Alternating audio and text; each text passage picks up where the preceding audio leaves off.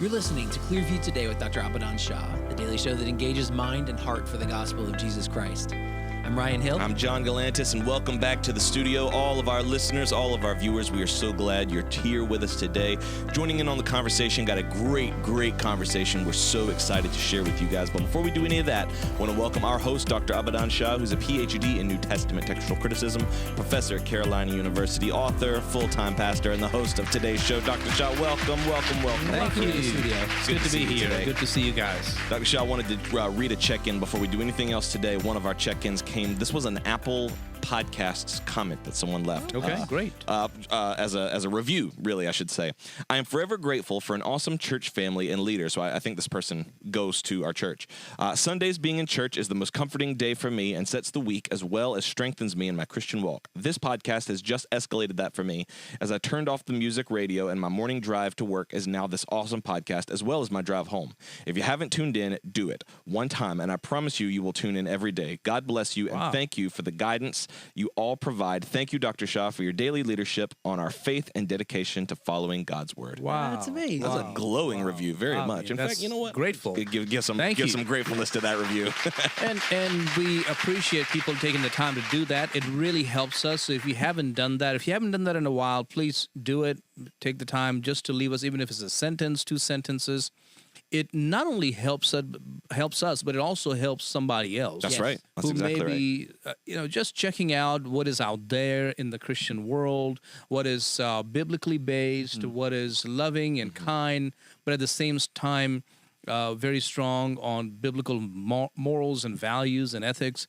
And so this is that show. And it's also funny. That's right. I mean, it's our show is not the typical show, which is like, really straight-laced, which we are. Right. But we're also quite entertaining. That's right. And that comes from this guy right here. well, I've got a lot of help. Mastermind. Ryan next to him, That's David right. over there, and Nick and others. I mean, Adam. I mean, this is coming from these guys. Yeah. Ryan's bringing in the humor with his wardrobe a lot. I've noticed you're really leaning into the Hawaiian shirt. leaning into. Well, we're firmly in summer now. I mean, I feel like we are into the summer months. But you've not been a Hawaiian shirt guy previous to these last couple of years. Mommy, Did something happen? Did your dad start wearing them more? No. No, you just like them? Yeah. I mean, they look good on you. Thank you. I appreciate that. I don't think you look silly. It's just, it's inconsistent with everything I've known about you for the past 10 years. Yeah, well, I mean, Melikaliki Maka is the wisest way to say Merry Christmas to you. How's that? Huh? Kidding me? What? All right, so we've introduced a new segment on our show called Proverb or Noverb, and typically what's happened is ChatGPT has given us a list of obscure proverbs and some fake ones, and then Dr. Shah and Ryan. Which I feel like ChatGPT is starting to learn. Yeah. I think the fake proverbs or the noverbs are getting a little more difficult to suss out. I wanted to give Dr. Shah's mind a rest for a little bit because he's been traveling. We're going to talk about that a little bit later today. He's been speaking, he's been preaching, he's been writing. I figured, you know what? Let's not throw a quiz at this guy. Let Dr. Shah host Proverb or Noverb one time, and maybe you and I could go head to head. So, Dr. Shah, I believe you have a list on your phone of some proverbs, some noverbs. Why don't we These get into it? have been given to me by John, so I didn't look at them though. Oh, you haven't looked at them? I have not looked at them. They were randomly generated, and I texted them without having seen them. All right, I'm ready. So here we go. The first one. A gentle tongue is a tree of life, but perverseness in it breaks the spirit. You want to go first? I'll go first. Yeah, go for I it. feel like that is a proverb. Yes. Okay. Hey, hooray. Good job, Ryan. I got nervous. Yes, that's Proverbs 15, verse 4. Okay. He who plants thorns must not expect to gather roses. He who plants thorns? Oh, no, Must not that expect to gather feels like a noverb, roses. but I'm going to go proverb. Nah. Oh, No. That was I was like, who in the world would plant Who would plant thorns? thorns? I should have gone with my gut. On that one. He who Better plants is thorns. open rebuke than hidden love. Better is open rebuke than hidden love. Open rebuke than hidden love. I'm going to say noverb. Proverbs 27:5. Oh, no. I gave you the right one. It was actually wrong. My bad. A wise man builds his house on the sand, but a fool's foundation is dust. A wise man builds his house on the sand? That's a noverb. Yeah. I was like, what is happening here? I don't think that's true. A wise man builds his house on the sand. I thought that was the opposite of what Jesus said. Yeah. The wise woman builds her house, but with her own hands the foolish tears it down. Come on, Ryan, you got it. Say it one more time. The wise woman builds her house, but with her own hands the foolish tears it down. I'm gonna say noverb. Proverbs 14:1. Man, The wise woman built her house? Man. Oh, that would have got me. well, that's what I was thinking. I was like, I don't remember. I mean, The wise woman? Clearly, it's in there. The Yeah. wise woman Okay. built her house. Okay. Fair enough. A lion shall lie down with the lamb, and a child shall lead them. Got to be a proverb. Never. What? That's a not verb? I'm assuming. No way. Yeah. We've been bamboozled. I thought for sure that was. I mean, now it is in Isaiah. Yeah. Isaiah. Yes, yeah. in Isaiah. Yeah. Yeah, but not. Maybe that's what is being That's said. what, because you just preached on it like a couple of days it's not ago. written like that. Okay, got you. Got All you. right. Number 7. The rich and the poor meet together. The Lord is the maker of them all. I'm gonna say a proverb. Yes. Hooray! Proverbs Good job, Ryan. Back in the 22 and verse 2. Back in it. He who fetches water in a sieve will never find a well. Noverb? Yeah. Oh, good job. Good job. That was just a gut. I was like, that certainly could be one. Yeah, As a dog returns to its vomit, so a fool repeats his folly. that's a proverb. Yeah. Good job. Good Proverbs 26, verse 11. job. Everybody's favorite. The mountains shall dance and the rivers shall sing when the righteous prevail. Ooh, that sounds like a proverb. Nah. Brutal. See, that's what I'm saying. Like, I think that AI is learning. I think it's making it a getting- little more difficult. I think you took that one, man. I think you took that one home. I don't know. I feel like we were pretty close. No, I think I got more wrong than you. All right, that's proverb or not Proverb or Dr. Shaw, noverb. Great you were job. a fantastic Great host. job Thank to you, my friend. both. So our verse of the day today is coming from Ephesians chapter 6, verse 19. And for me, that utterance may be given to me, that I may open my mouth boldly to make known the mystery of the gospel. Dr. Shaw, too many Christians have forgotten how to do that, how to open their mouth and speak boldly. And you know, what we wanted to talk about today kind of revolves around that, how we're in dire need, not only of Christians, but I would say of pastors who have remembered that that's what God has called us to do, to open our mouths, to speak the words of the gospel. Right. If I can give a story to illustrate that passage and its relevance to us where we are in America today. Growing up, at one point we had 2 dogs. One was this older dog, and his name was Smokey. Okay. And the younger one, I forgot his name now. Anyways, so these 2 dogs, the older one, the younger one, and they got along fine. And, dogs back where I grew up were not just as pets. They were sort of for protection. So this was in India. In India. Okay. Yes, growing up in India. And protection in the sense not that they will jump up and bite people and attack dogs or anything like that, but they were enough to deter criminals from coming inside our church compound or, uninvited guests, so to speak. And they were there also to keep animals out because my dad had a beautiful garden. And sometimes these goats, they wander the streets, and unfortunately, they still do that. Goats in the streets? Oh, yeah. Wow. Usually goats and cows and pigs. Yeah, you see that. So, Wow. Just coming up in your dad's garden? they would get inside the fence. He had a beautiful fence, and not like a, white picket fence. Right. But this was a fence, like a wired fence, not electrically wired, but just Just like a wired fence. yeah, and it has a hedge all around it and everything. So they would sometimes find that little hole and get in and come. Right. Yeah, he even have like a netting inside the fence, and the goat would get in, and then they would eat the roast bushes. I was about to say a goat in a garden is Yeah, That's a bad man. news. That's bad news. And my dad had these rare plants and rose bushes, and he got them from all over India, way up north in Kashmir. He got them from there, or way south in in Kerala. I mean, he got some of the rarest plants. Anyways, the goats would come in. So the dogs were supposed to keep the goats out. Yeah, yeah. Smokey, the older one, was very good at that. He would sense it. He could see. He would perk up, and he would immediately dart. And he would head in the direction where he knew the goats were coming in. Now, keep in mind, there was a massive church building. Right. And the compound all around. Our house was sort of on the southeast end of that church building. Again, I don't know exactly how the directions work, but anyways, hope that makes sense. But somehow he knew, and he would dart off. We didn't even see what was on the other side of because of a massive church building in front of us. And the other dog would also, I think his name was Boxer. That's what Boxer. it was. Yeah. And he would take off behind him. But when they got to the fence, and Smokey would start barking and going after the goat to get her out of there, and sometimes just like more than one goat would get in. Guess what Boxer would do? He would immediately jump on Smokey and start barking at him. Really? Yeah.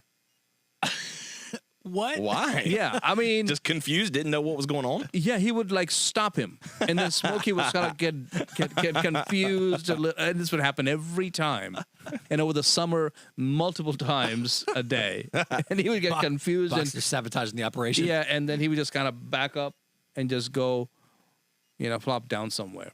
Wow. And it was like, what's wrong with this dog? Is he getting a kickback from the goats? Yeah. I mean, He's an inside man. Him and the goats are in cahoots. what is the benefit that this dog gets from stopping this old veteran guard dog from doing his job? I mean, he should be learning from the mentor. Right. Yeah. But instead, he is stopping him. We never understood that. It was just a big joke in our family. Like, look at this. Is he a goat? Is he a goat in disguise? Is he working with the goat Now people? you end up having to keep him away from the It's an rose elaborate bushes and plot. stuff. Never Yeah. understood that. It never understood that, but it stayed with me. And I mean, this was when I was like maybe 6-7 years of age. Wow, watching that's pretty this stinking funny. phenomenon. Yeah, it's pretty relevant. I can see exactly what you're Yeah. talking about as far as where we're at in America today. See, people are standing up for truth, for biblical values, and immediately it's people who we think are with us and understand the deeper issues. They are the ones who turn and try to keep us from speaking out Christian values. Right. And sometimes they will try to browbeat us academically. Well, you don't understand that. You don't. I have a doctorate or something, and of course I have a doctorate too. I have a bona fide PhD in New Testament textual criticism. You announce that every time, so we're not ignorant people. Right. I'm a scholar. Not only that, but I'm also a pastor in a community where we have all kinds of people and have been here way before I got here, close to 60% African Americans, 30-some% whites, Right. maybe 5% Hispanics, maybe 1 or 2% where I fall in. So it's a divided community sometimes. And so to say that you don't understand, you're coming from white privilege, that really doesn't work for me. Right. I mean, how do you say that You've to kind of me? got the immunity card on that one. Right. And how can you even say that you don't understand what people have to? No, I'm in a community Right. where people have had to face racism or prejudice for a long time. So this is not coming from my little bubble or ivory tower that I don't get it. No, I get it very well. And to say that we don't understand conservative issues and conservative politics and politics is dirt. No, we get it. Yeah. You are underestimating what not only me but hundreds of thousands of Americans across this country understand. That if we don't fight for our nation right now, for biblical values for our nation, that we are about to lose. We're about to lose the last front in the West. Yeah. Yeah. I If agree. America goes, there's nothing else. There's no one else who's out there standing, not only for conservative values, but for biblical values. Do you think that's God's design? That America is that lone voice right now? I mean, I don't know if Like it's in his God's timing? design or not, but America is. Yeah. I mean, who in Europe is right now truly fighting back? Of course, there are people here and there, in England and other places in Europe. But overall, it's only in America that we're seeing a big turnaround. Right. Not on in Europe, but not on a large scale like we have in America. I guess. Go ahead. Go ahead. The boxer component. I'm going to use the analogy of your dogs. The boxer contingent that pounces and tries to defend the goats that are coming in, and tries to defend or tries to prevent the guard dog. Right. And don't misunderstand. When we say go, we're not talking about just the immigration problem or something like that. Right, Don't misunderstand that. And I'm sure there's somebody somewhere, and you need to look in the mirror and realize you're not being truthful when you do that. We're talking about just liberal values. Right. That's we're right. referring to Ideologies. that. So when we talk about the fence and people coming in or goats coming in, we're not talking about just immigration. We're talking about liberalism that has, for the past decade or two, it has been coming for a long time, but for the past decade or two, really has ramped up its efforts to intimidate and browbeat Right. the believing community, the faith community in America. Yeah. That's what we're talking about. Yeah, that's here. a great point. That's great clarification. Has that contingent always been there, and we're just seeing them more vocally in these past few years, or is this a new development that there's this kind of pushback against conservatism? That's a great question. And I think this group today, I would say in the past, let's just make it 10, 15 years, okay, since President Obama's time, I would say is a whole different breed. Previously, you could sort of work with people on the other side of the aisle and say, hey, listen, let's work together on this. Okay, all right, I will back away on this if you back away on this, or if you help me on this bill, I will help you on that bill. There was some kind of an understanding. But for the past 10, 15 years, you have seen a whole different spirit. A spirit where we will make you do this. We will make churches, and if churches do, and that's when Christians have to stand up and say, this is not right. Yeah. And for us to still be supporting people or advocating for people who support these kind of anti-Christian values, I don't know where you stand. I don't know what your convictions are anymore. And you cannot hide behind long academic diatribes. It doesn't work for me. Yeah. That's just a way of... that's just boxer's way of silencing Smokey. Right, right. And you know, we see a lot of, I think one of the differences that at least I've seen is that there's extremes on both sides. There's radicals on the conservative side, and there's radicals on the liberal side. But what I see conservatives do is when they see radicals on their own side, and you've done this, we've done this on the show, we say, hey, that's not right. We don't stand with those people. I don't see that on the liberal side as much, or at all. Right. You know, because if someone is very radical on the left, Good point. people on the who are a little further of center will say, well, look, I might not would do that, but they're fighting for the right cause and they're doing the right thing. Like no one would ever say that on the conservative side. They say, no, we disavow those people. Right. There's a willingness on one side and there's an unwillingness on the other. And I think that's really harmed us. And Dr. Shah, I know maybe this is something else we can talk about, is that we're seeing this change, this shift back towards conservative values. And not just conservatism, but at the actual values that make the conservative movement what it is, especially with religious liberty. Yeah. And do you want to talk about what you were able to do just yesterday, actually? Yeah. 2 days ago. 2 days ago. 2 days Yeah. ago. Yeah. Well, before I do that, I just want to mention, you know, the Minnesota state representative who was killed, she and her husband, by this leftist radical because she chose to side with the Republican Party because she felt like as difficult as it is, well, I'm talking about Melissa Hortman and her husband, as difficult as this decision was, that this was the right decision. And this was sort of the spirit at one time. I'm not saying everybody joined in. No, there was a spirit of let's work together. This nation is worth preserving. This nation has values that no one else has, and we need to make sure that we work together. We work in unity, in unison. And her life was taken. I mean, that tells you where the mind is, the heart is of a lot of people on the left. That's right. The radicals. Yes, so I was invited to be at the first Religious Liberty Commission hearing in D.C. On June, with the Monday, and this was, to get the date right, this was on June the 16th. And so I was there, and I was able to sit in on that, and it was like a breath of fresh air. Really? Yeah. I didn't. I had to pinch myself several times to know, are we really talking about religious liberty for all? And again, this was not just like only for Christians. This was for all people. Yeah. But it was so wonderful to sit there and to hear questions asked and to hear different experts and scholars in the field come and sit and answer questions from the commission, from the members of the commission regarding the First Amendment, regarding the Establishment Clause, regarding things like the Johnson Amendment. I mean, challenging that churches cannot speak out.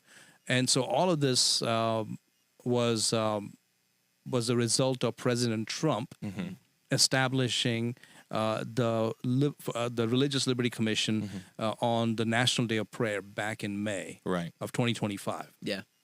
And I was there for that event as well. That's awesome. At the White House, and it was amazing. Yeah. And this was the first hearing. What was your reaction when that email came through, that invitation? Oh, I mean, I was surprised and I was humbled and grateful that I was invited to come there. And of course, I took my son Thomas with me, and of course, our sound engineer in the back over there, David Williamson, who does a lot of here in assisting me. So all three of us went, and we were able to go inside, and we sat on the front row Of the hearing. Yeah. What all are you able to talk about? What all was discussed in the hearing? Yeah, of course. Yeah. Okay. What all did like how did it go? Yeah. What was the kind of order of events? So Dan Patrick, who's the Lieutenant Governor of Texas, he is he's the chairman of this commission, and then Dr. Ben Carson, he is the vice chairman. Other people who were there were people like Kelly Shackelford with Liberty One, also Dr. Phil, who he doesn't need an introduction. Yeah, I saw him I saw that he was at the prayer prayer thing. The National Day of Prayer, but I didn't expect to see that he was on the board of the Religious Liberty Commission. Yeah. I didn't know that.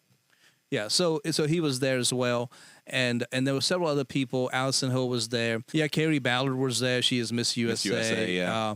And so a lot of people who are top notch in their field who are part of that commission. The others who couldn't be there were like Franklin Graham or Cardinal Dolan. They had some other appointments, and one of them could not be there because of a canceled plane. Right. Wow. So it's. But they are on that board. On that commission. Gotcha. And there's another hearing coming up. But it was great because they were taking notes. A Jewish rabbi was there as well, who's part of this commission.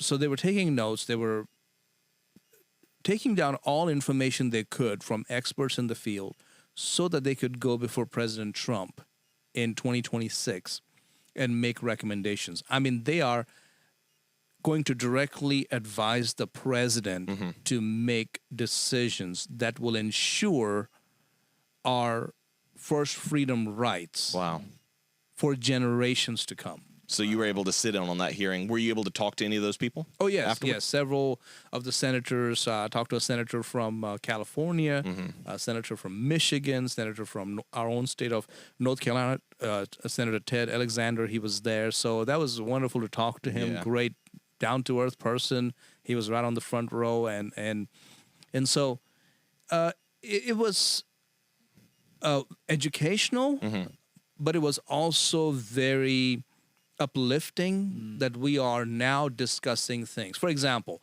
the court case against those people who refused to bake cakes and said, for that homosexual wedding, that we're not going to do that. But they also gave other options like, look, we could do this, we could help you here.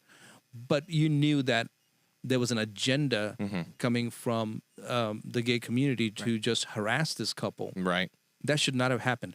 For over 10 years, for that to be stuck in the Supreme Court, that is unacceptable. In 21st century, it is unacceptable. I didn't realize it was still there. I didn't realize it was still going on.